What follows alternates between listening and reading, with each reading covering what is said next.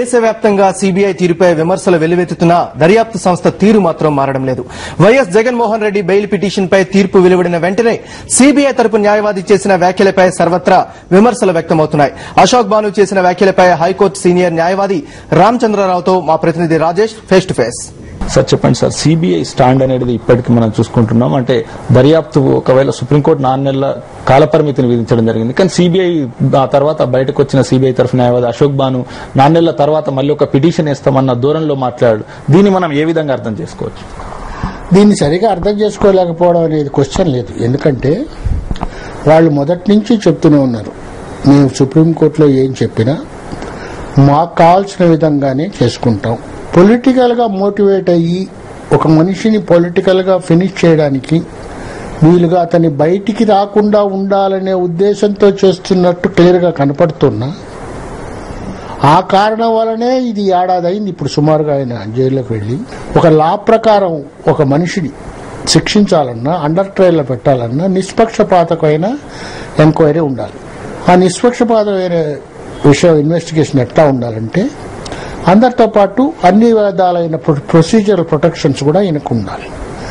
ఇప్పుడు జయలలిత గారి మీద కేసుంది, ములాయం సింగ్ మీద కేసుంది, మాయావతి మీద కేసుంది. వీళ్ళందరివి డిస్ప్రపోర్షనేట్ కేసులే, ప్రపోర్షనేట్ ఇన్కమ్. కానీ వాళ్ళెవరిని కూడా అంతే కూడా కాకుండా జీవోలు ఇచ్చారని చెప్తున్నారు. ఆ జీవోలు ఇచ్చిన మంత్రుల్లో 3 రకాలుగా ఉన్నారు. ఒకరేమో ఉద్యోగం వదులుకొని జైల్లో ఉన్నాడు, ఒకరేమో అప్పుడప్పుడు కోర్టుకు వచ్చిపోతుంటాడు, మళ్ళీ ఇప్పుడు అటువంటి నేరారోపణలు ఉన్నా కూడా ఆ శుభ్రంగా సెక్యూరిటీ పెట్టుకొని ఇప్పుడు భద్రతా కమిషన్ కు చైర్మన్ గా హైకోర్టు జడ్జీలతో సమానంగా కూర్చొని చేస్తుంది. ఇది మామూలు మనుషులకు ఏమనిపిస్తున్నదంటే ఈ సిబిఐ అనేది చట్ట ప్రకారం మెరిట్స్ ప్రకారం ప్రూవ్ చేయడం అనేది ఒక మాట, 2 ప్రొసీజరల్ ప్రొటెక్షన్స్ తో ప్రొసీడ్ ఒకటి, ఈ 2 కాకుండా ఇది పొలిటికల్ గా మోటివేట్ చేస్తున్నారని అంటారు.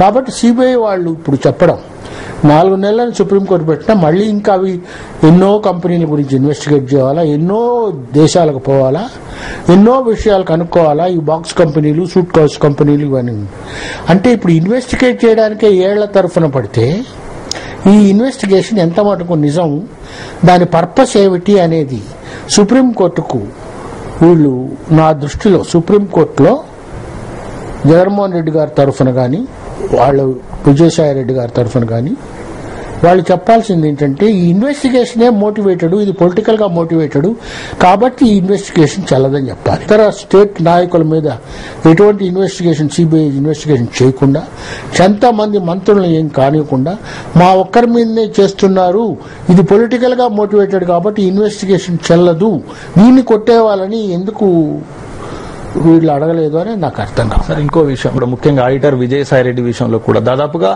కింది కోర్టు బెయిల్ ఇచ్చిన ఏడాది తర్వాత ఆ సుప్రీంకోర్టుకి వెళ్లడం, ఆ సుప్రీంకోర్టులో కూడా ప్రధానంగా ఇతను బయట ఉంటే మేము ఇన్వెస్టిగేషన్ చేయలేము, దర్యాప్తుకు ఆటంకం కలిగిస్తుందని చెప్పేసి వాదనలు వినిపించింది. అంటే జగన్ తో పాటుగా ఆయనకున్న అత్యంత అనుచరుల్ని కూడా సిబిఐ టార్గెట్ చేసిందని చెప్పేసి మనం అనుకోవచ్చు. సిబిఐ యాటిట్యూడ్ కానీ వాళ్ళు చెప్తున్న మాటలు బట్టి కానీ చూస్తుంటే ఈయన మనుషులు ముఖ్యమైన వాళ్ళు బయట ఉంటే వాళ్ళ పాలిటిక్స్ లో ఈ ఇప్పుడుండే రూలింగ్ పార్టీని పడగొట్టగలరు అనేది వాళ్ళకు ఒక భయం ఉంది. దానికి అనుకూలంగా ఆ పద్ధతిలో పొలిటికల్ గా ఆయన ఫినిష్ చేయడానికి సిబిఐని ఒక ఇన్స్ట్రుమెంట్ గా వాడుకుంటున్నారు. సిబిఐ అందుకు సహకరిస్తున్నదనే ఫీలింగ్ మామూలు ప్రజల్లో వచ్చేసింది.